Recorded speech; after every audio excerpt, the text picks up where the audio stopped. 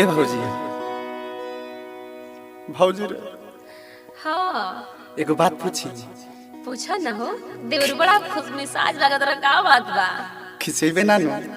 ना ना खिसियाई ना ए भौजी ऐसा बात बाकी कहीं डर लगता कि झाड़ू झाड़ू से पिटाए कि ना ओहो इतना पहले ही पलंजर सोच लेला झूठ मूठ का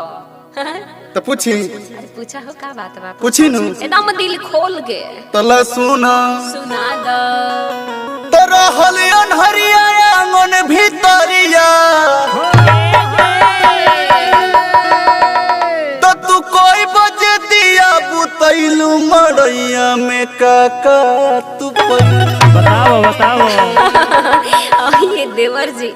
इतना खुश भइला ह त इहे पूछ लेला अब हम जान गनी कि तहर मिजाज का बा ए भौजी आगे पूछी अब पूछो हो एकदम पूछो तो मड़ैया में कामा जपैलू हां तो काका भतार संग कैलू मड़ैया में कामा जपैलू काका भतार संग पैलू मड़ैया में काका जपैलू काका भतार संग कैलू मड़ैया में कामा जपैलू काका भतार संग पैलू मड़ैया में काका जपैलू काका भतार संग पैलू मड़ैया में काका जपैलू ये देवर जी इतना खुश भइला ह त चलो त कि हम सुनाई देतनी कि हम का कइनी अरे भौजी हम जानल चाहत अरे दादा हम जानतनी कि एकदम पेटवा गुदुराता भौजी सीखल जरूरी बानू हां हां काहे ना सुना का मिलन की रतिया अपन गइल बतिया के रतिया बन गइले बतिया के रतिया बन गइले मिलन के रतिया अपन गइल बतिया 9 बजे दिया पुतैनी मड़ैया में बड़ा मजा पोइनी अच्छा सुन तारा मड़ैया में बड़ा मजा पोइनी हमरा भतार से लजैनी मड़ैया में हमरा भतार संग जैनी मड़ैया में बड़ा मजा पैनी हमरा भतार संग बड़ा मजा पैनी भतार संग जैनी मड़ैया में बड़ा मजा पैनी हमरा भतार संग जैनी मड़ैया में बड़ा मजा पैनी ए भौजी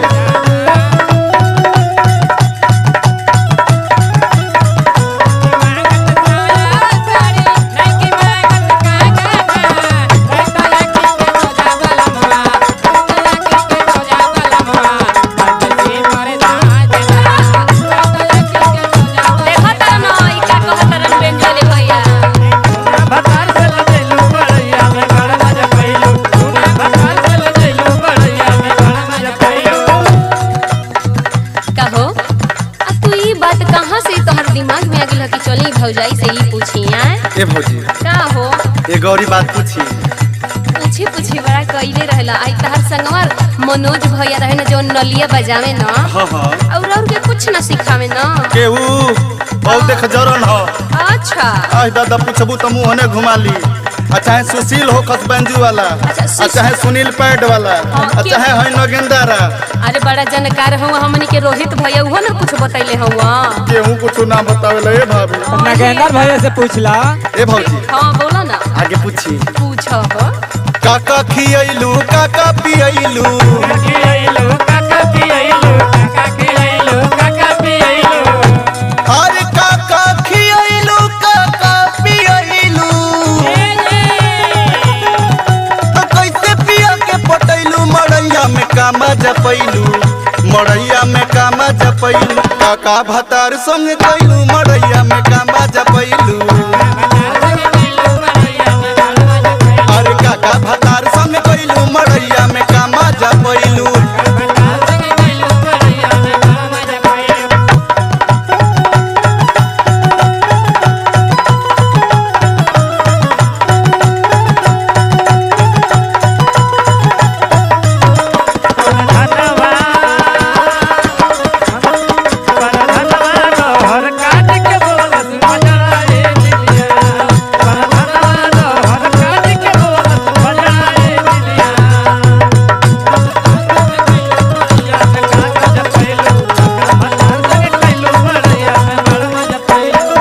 जानत हुआ देवरू का ए भौजी जब तोरो शादी हो जी ना तई पूछे के कमोए ना परी मैं चीज जान जीवो कि का होला पहला रात में ए भौजी से पहले से जानल चाहता हाँ सुना ना गौरी खियैनी छोहाड़ा खियैनी गौरी खियैनी छोहाड़ा खियैनी गौरी